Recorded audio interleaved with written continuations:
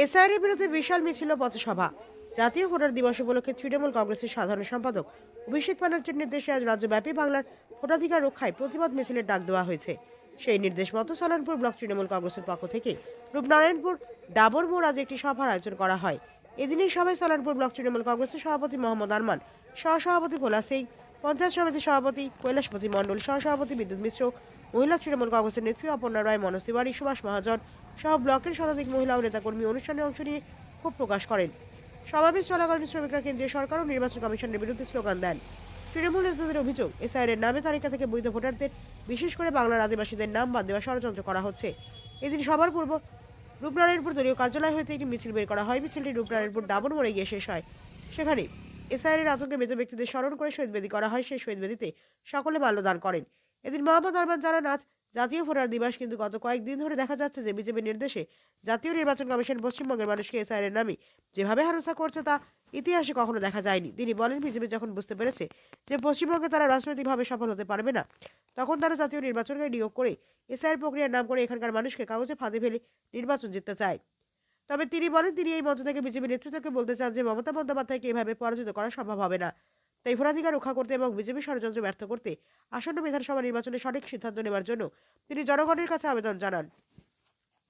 মুখ্যমন্ত্রী মমতা বন্দ্যোপাধ্যায়ের আহ্বানে জনগণকে এই ষড়যন্ত্রের বিরুদ্ধে সচেতন করা হচ্ছে। তৃণমূল কংগ্রেস কোনো মূল্যে বাংলার মানুষের স্বার্থের সঙ্গে আপোষ করবে না।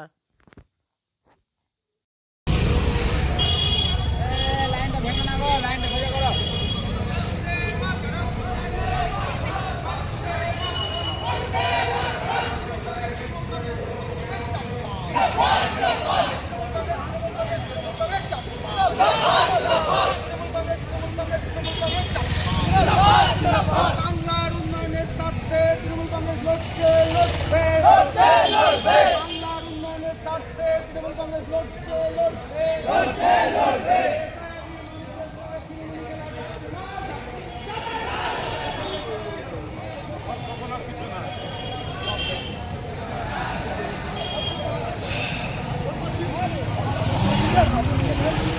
কোনো না ভুল বললো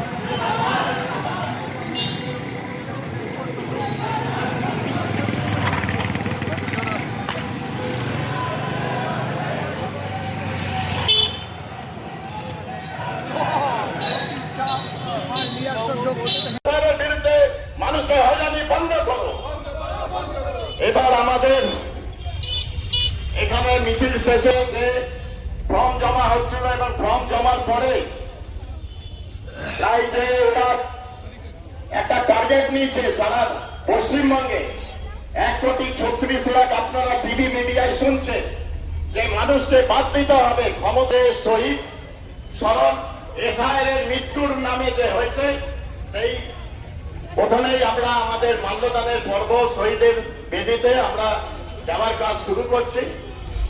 যে 100 আজকে কি প্রোগ্রাম হলো?